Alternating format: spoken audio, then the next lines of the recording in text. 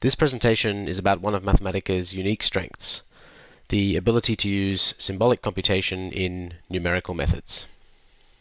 Before I get into detailed examples, I'll first take a couple of minutes to give the big picture and explain why symbolic computation is so valuable in numerics. Then I'll talk about the first big advantage of symbolics for numerics, which is the ability to infer from the user's input which algorithms are suitable for solving their problem, instead of the user having to do this for themselves. Then I'll give a couple of examples of numerical methods in Mathematica that fundamentally rely on symbolic computation, and hence are impossible or impractical in any traditional numerics-only system. Finally, I'll talk about the benefits for performance that symbolics can bring. These include many automatic optimizations that Mathematica applies that you may never have realized were happening behind the scenes. So, why are hybrid symbolic numeric methods useful? I'm going to explain this by comparing the way traditional numeric systems view a numerical problem with the way Mathematica is able to view the same problem. By traditional numerical system, I mean any system with the usual firm separation between code that's written by the user on the one hand and runtime data and variables on the other hand. So this includes things like spreadsheets, numerical matrix systems, and programming languages like C and Fortran. So suppose you want to numerically compute an integral, such as this one, the integral from 0 to 3 of ceiling of x times Bessel J1 of 30x squared. Here's the fundamental limitation of all traditional numerical systems. To tell a traditional numerical system to do this integral, you would first write a subroutine to evaluate the integrand. Then you would pass the name or pointer of that subroutine to a numerical integration algorithm in the traditional numerical system. But that algorithm knows only the name of your function, and it has no idea what code is inside. From the point of view of the traditional numerical system, the function is basically a mysterious black box, and the only thing it can do with the black box is pass in values of x and get out the resulting function value, and try to build up a picture of the numerical problem in this way. The problem is that this blind numerical sampling often misses all the interesting or important features of the problem. You can see that for this integrand, blindly sampling the function hardly gives you any useful information at all about the overall shape or behavior of this function or its integral. Now let's compare this with how Mathematica views the same numerical integration problem. When you tell Mathematica to numerically integrate a function like this, the full structure of the integrand as a symbolic expression is available to Mathematica, and there is a lot of information in that expression. For starters, Mathematica recognizes the function ceiling of x, and knows to therefore expect discontinuities at every integer value of x.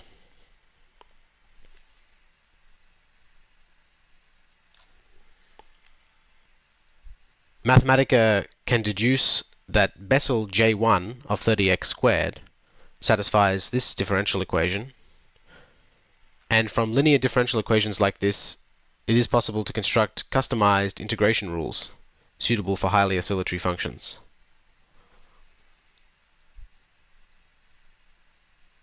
By inspecting the argument of the Bessel function, 30x squared, Mathematica infers that the specialized integration rule only needs to be used on the two rapidly oscillatory subregions of this problem, and not on the first subregion.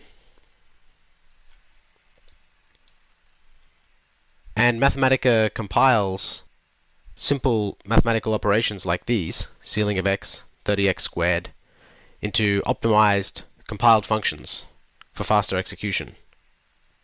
All of the above things happen automatically behind the scenes when you use Mathematica's andIntegrate function on this problem, and they are the reason why Mathematica is able to confidently give the correct answer. So, the big advantage Mathematica has is being able to see the symbolic structure of numerical problems. In this talk, I'll show examples of how this information is used, beginning with intelligent method selection.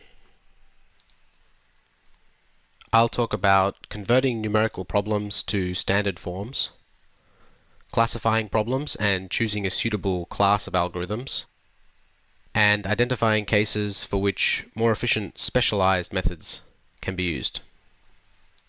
A great example of automatic problem standardization is the function ndsolve for numerically solving differential equations.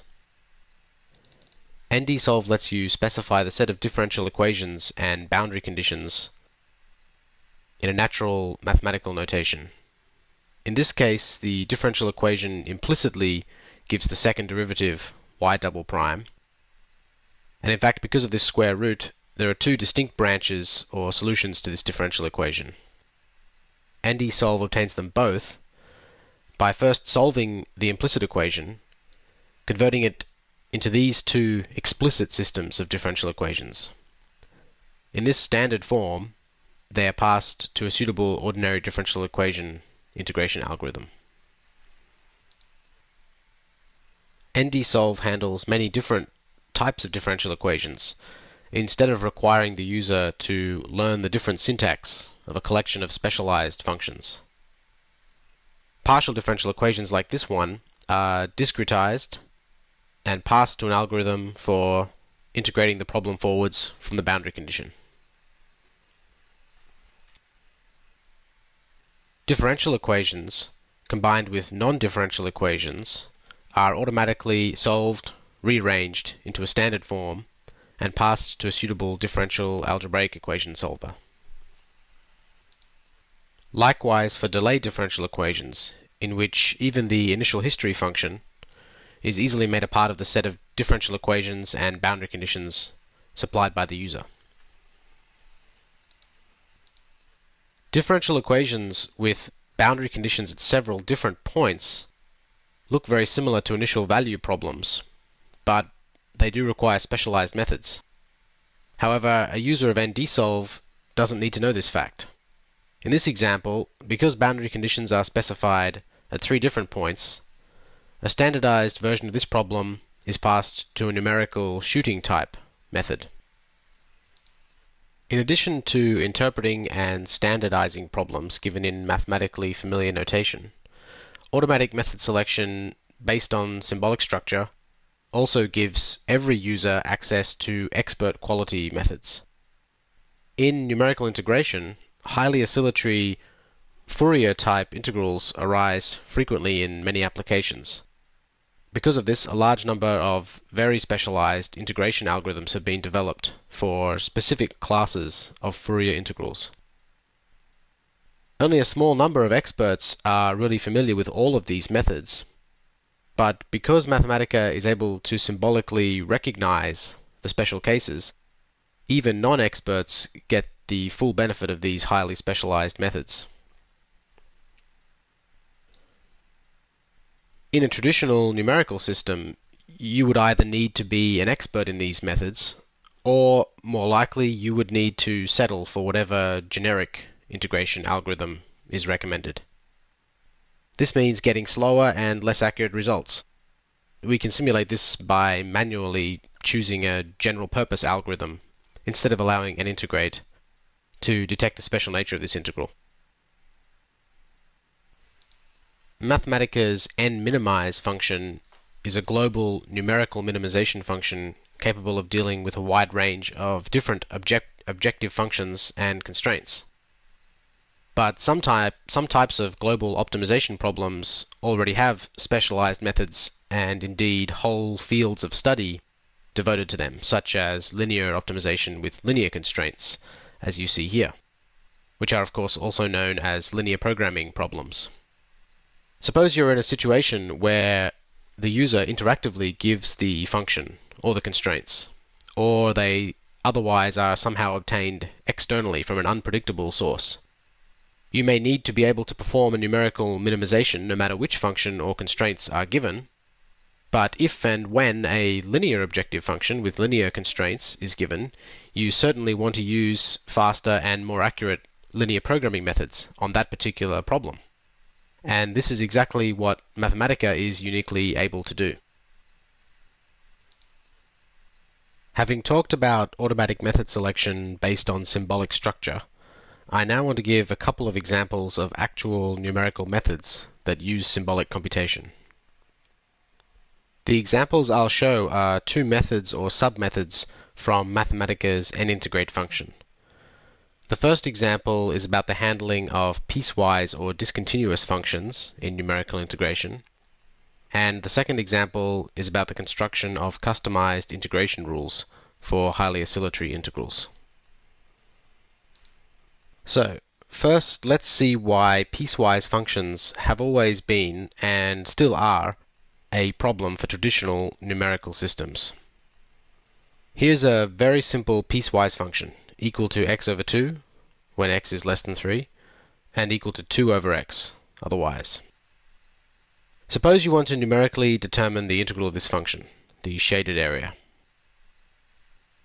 A traditional numerical method can only do one thing: numerically evaluate the integrand. But getting an accurate estimate of this integral requires accurately knowing the location of the jump discontinuity at x equals 3. So an adaptive numerical sampling process needs to repeatedly subdivide and sample closer and closer together in order to accurately model the behavior of the function near the problematic point, x equals 3. In this example, a traditional integration method obtains an error of about 5 by 10 to the minus 4 after over 200 evaluations. And that's a pretty disappointing result for what is in effect a very simple function. Down here, by plotting the location of each sample from top to bottom, you can see the traditional blind numerical method repeatedly subdividing and sampling closer and closer to x equals 3 as the algorithm proceeds. When Mathematica solves the same integration problem, the structural dependence on the condition x less than 3 is detected, and n-integrate uses this information to split the integral at x equals 3. On the resulting two subregions, the integrand is completely smooth, and in this case, general-purpose integration rules are very efficient. The end result is that only 44 sampling points are required to get a result accurate within an error of 3 by 10 to the minus 14, which is far superior to the example we just saw using a traditional blind numerical method. A plot of the location of each sample shows that n-integrate first took a few samples in each subregion, then made, in this case, just one subdivision on one of the integration regions, before obtaining a result with a sufficient level of confidence. Let's take a look at how far this piecewise subdivision can go and how it works. In this integral, the integrand is the sign of a piecewise function. The piecewise function is the min of a linear and a quadratic function of x. Mathematica knows how to resolve this min into subregions on which either the first or second argument is the minimum. After this decomposition, n-integrate is left with these three subregions, and on each of these subregions, the integrand is simplified into one of the two cases of the min. And on each subregion, the integrand is completely smooth, and general-purpose integration rules can therefore operate very efficiently. Piecewise subdivision applies equally well in multidimensional cases. In this two-dimensional integral, we use the bool function to obtain an integrand that is equal to 1 plus cos of 4xy on regions satisfying this predicate and 0 anywhere else. The region corresponds to a slice through an elliptical annulus, and the integral computed by an integrate, about 1.497, is the volume of the shaded area beneath this plot of the integrand. This integrand is discontinuous at every point on the boundary of the region satisfying the predicate.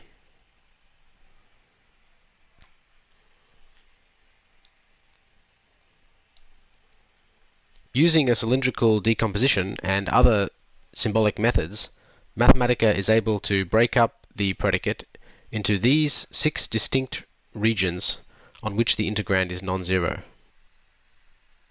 In each region, x is restricted to a specific numerical range, and y is restricted to a range that depends on x. Here's a visualization of the 6 subregions Mathematica uses to compute this integral. In this form, a multidimensional integration rule can be applied, although we'll see later in this presentation that there is a further symbolic optimization that an integrate performs on each of these 6 subregions. The second example I'll show in this section also concerns a class of integrals that have always been difficult or impossible for traditional numerical integration methods, namely highly oscillatory integrals. Highly oscillatory integrals arise often in applications, and they are important enough that in one well-known collection of numerical challenge problems, the first problem was this numerical integral. This is a plot of the integrand. Note that it oscillates an infinite number of times in the interval from 0 to 1. Although when this challenge was posed, this was a difficult problem requiring individual analysis, this integral now falls under a broad class of oscillatory integrals that are automatically solved by an integrate, as you see here. For these integrals, an integrate uses what is called a Levin-type integration method.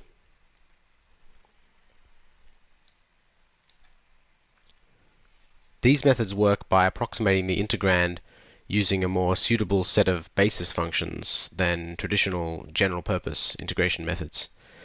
In all general-purpose integration methods, such as Newton, Gaussian, or Clenshaw-Curtis quadrature, the integrand is essentially approximated as a polynomial. That is, it's approximated as the sum of basis functions like x, x squared, x cubed, shown here. In a Levin-type integration method, a different and better suited set of basis functions is used. The Levin basis functions are derivable from a linear differential equation satisfied by the oscillatory part of the integrand, if that differential equation exists and can be found. For this numerical integration, an integrate symbolically determines that the oscillatory part of the integrand satisfies this system of linear differential equations of order 2. In this plot I've shown a few of the basis functions that are used by an integrate when computing this numerical integral using a Levin-type method. You can see that unlike the monomial basis functions of a general-purpose integration rule, these basis functions bear a strong resemblance to the shape of our integrand, and in fact they make the integration very efficient. I won't go into every detail about how Levin-type methods work in this presentation, but please do take a look at the advanced documentation tutorials for an integrate if you'd like to learn more. Here's another example of an integrand for which we can construct a customized Levin-type integration rule. And here is the 14th order linear differential system, written here in matrix form, that Mathematica derives and uses for this integral. Now, in the previous example, it's conceivable that you might separately derive the second order linear differential equation and then manually code up a Levin-type integration rule for that specific integrand. But it's completely impractical to try to do that every time a different oscillatory integration comes up, especially in symbolically difficult cases like this one. And so for Levin-type methods to be useful as a general tool, you need a system in which both the difficult symbolic derivations and the heavy number crunching can both be done automatically for the user. It's interesting to take a quick look under the hood at an intermediate stage of Mathematica's processing of an oscillatory numerical integral. Using the internal function Levin integrand reduce, we find out that for this integrand log x plus Fresnel s of square root x over x, an integrate has identified an oscillatory function satisfying a third order differential equation, and using the rules property of this Levin integrand data structure, you can see the decomposition in more detail. There is an additive term, a multiplicative amplitude term, then there is the third order differential equation represented in matrix form, with the oscillatory function and its derivatives in this vector. For a more complete description of the Levin integrand data structure, see the advanced documentation tutorials for an integrate. You may recognize differential root reduce as one piece of symbolic machinery likely used by Mathematica in the hybrid symbolic-numeric method I've just described. Differential root reduce is used to obtain special functions like Fresnel s in differential root form, which is essentially a representation as a linear differential equation with boundary conditions. Differential root reduce was introduced in Mathematica 7, and it was very important in making possible the development of general Levin-type integration rules in Mathematica 8. Each new development in Mathematica's symbolic engine opens up new possibilities for intelligent method selection and for hybrid methods in Mathematica's numerics functions. The examples I just showed are two out of several unique numerical methods and pre-processing stages in Mathematica. There are many more examples in an integrate and other numerics functions, and many more again throughout the wider system, including advanced solvers in areas like probability and statistics, control systems, and many other areas. So in this final section, I'm going to show a couple of ways in which symbolic computation enables automatic optimization. First, I'll talk about the optimizing compiler, then about the symbolic computation of derivatives, which are useful in many numerics functions. Finally, I'll give an example of transforming a problem into a different form in which it can be more efficiently solved. You may well be amazed to learn how often Mathematica automatically compiles your input without you ever needing to know about it. When you use functions like table or map to construct lists, or in just about any numerical function, Mathematica compiles your input function if possible and if it makes sense given the size of the problem. In this ND-solve example, after standardizing the problem, including solving these equations for y prime of t as a function of y and t, Mathematica effectively compiles the function like this. The compiled function contains fast, low-level instructions and evaluates many times faster than regular Mathematica code. The compiler also performs optimizations, as you can see here. The expression y squared minus cos y squared contains the sub-expression y squared in two different places.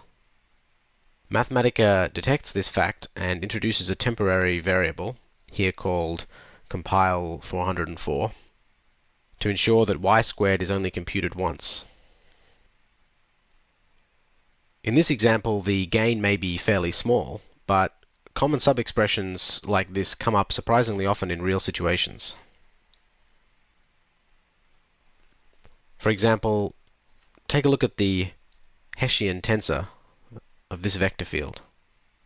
There are repeated sub-expressions all over the place, and when Mathematica compiles this tensor expression, it's able to greatly reduce the total number of low-level operations that take place. This is the resulting compiled function. You wouldn't want to have to perform this kind of optimization manually, but Mathematica is able to do it for you because it has access to the symbolic structure of your input function. Many numerical algorithms, especially in the area of optimization and root finding, perform much better if they have access to the derivatives of the functions being solved or optimized. This is because, in the case of minimization, the algorithms essentially need to roll downhill towards the local minimum.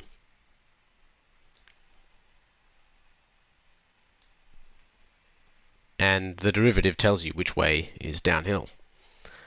In this particular example, Mathematica applies a quasi-Newton method that takes advantage of the gradient of the objective function. The gradient is easily and automatically computed from the symbolic structure of the input using the Mathematica function d.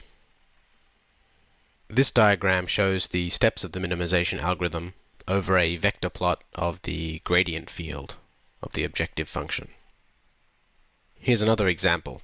Root finding algorithms use the Jacobian to move towards the location of a nearby root. In this four-dimensional root finding problem, the Jacobian is this moderately large expression. Now, in a traditional numerical system, for efficiency, you may be well advised to manually compute this Jacobian matrix and then code a subroutine by hand that creates and returns this matrix for any value of the arguments x, y, z, and u.